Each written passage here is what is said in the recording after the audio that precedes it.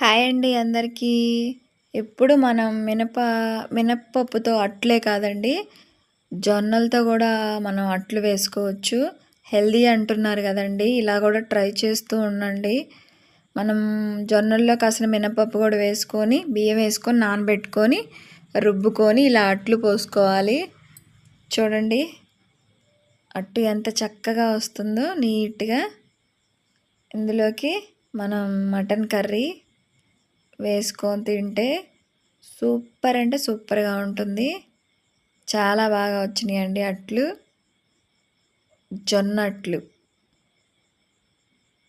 చూసారా మీకు ఎన్ని జొన్న అట్లు పోసి చూపిస్తున్నానో, 1 2 కాదండి.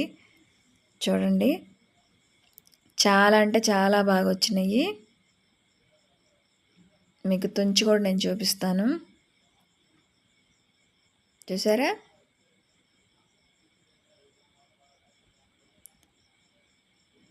చాలా హెల్దీ అండి. జొన్నలతో కాదు రాగులతో కూడా మనం అట్లు వేసుకోవచ్చు.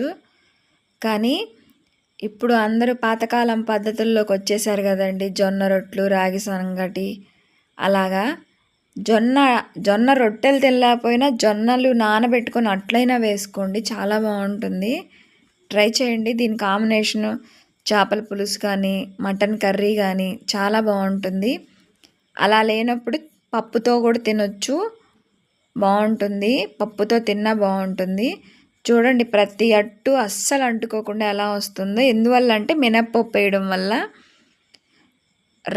జొన్నలు ఎక్కువ వేస్తే అందులో 1 భాగం మినపప్పు వేయాలండి, 2 భాగాలు బియ్యం వేయాలి. అంతే ఫ్రెండ్స్. నచ్చితే లైక్ చేయండి ఫ్రెండ్స్, అలాగే ఛానల్ సబ్స్క్రైబ్ చేయండి. చూడండి మీకు అన్నీ నేను పెట్టి చూపిస్తున్నాను.